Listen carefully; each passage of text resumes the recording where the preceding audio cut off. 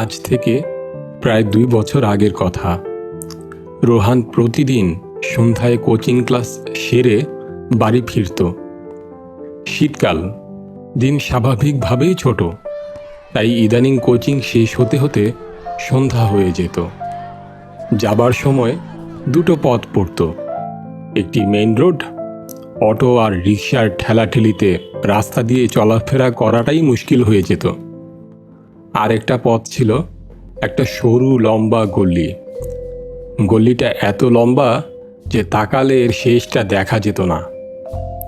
গলির মাঝেই দেয়ালের পাশে পড়ত একটা বিশাল বড় বটগাছ। এর পাশে একসময় শ্মশান ঘাট ছিল। এখন শ্মশানটা আর নেই, কিন্তু পাশে একটা পরিত্যক্ত পুকুর আর সাথে পুকুর ঘাট ছিল। কেউ ওইখানে আর যায় না। রোহান সাধারণত দিনের আলো থাকতে ওই গলি দিয়ে মাঝে মাঝে যেত, তবে সন্ধ্যা হয়ে গেলে মেইন রোড দিয়েই বাড়ি যেত। একদিন রোহানের কোচিং শেষ হতে দেরি হয়ে গিয়েছিল। তখন সন্ধ্যা পেরিয়ে ৭টা বেজে গেছে। রোহান গায়ে চাদর পেঁচিয়ে দ্রুত গতিতে বাড়ি যাচ্ছিল। মেইন রোডে গাড়ির অনেক জ্যাম আর অনেক মানুষের ভিড়।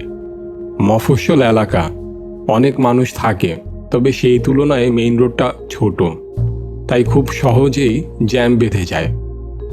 ওই দিন জ্যাম দেখে রোহানের খুব বিরক্তি বোধ হলো। তাই রোহান সিদ্ধান্ত নিল আজ সে গলির রাস্তা দিয়েই বাড়ি যাবে। যেমন ভাবনা তেমন কাজ। রোহান গলির পথ দিয়ে মোবাইলের ফ্ল্যাশ লাইট অন করে হাঁটতে লাগলো। পথের মাঝে বটগাছের নিচে দিয়ে যখন যাচ্ছিল, রোহানের কেমন যেন একটু ভয় ভয় লাগলো। হঠাৎ একটা দমকা বাতাস রোহানের গায়ে বাড়ি খেলো। রোহানের শরীরটা শিরশির করে উঠল। হঠাৎ পেছন থেকে একটা অদ্ভুত কণ্ঠস্বর শুনতে পেল। পেছন ফিরে দেখার সাহস করতে পারছিল না রোহান, তাই আরও দ্রুত গতিতে সামনের দিকে হেঁটে যেতে লাগলো।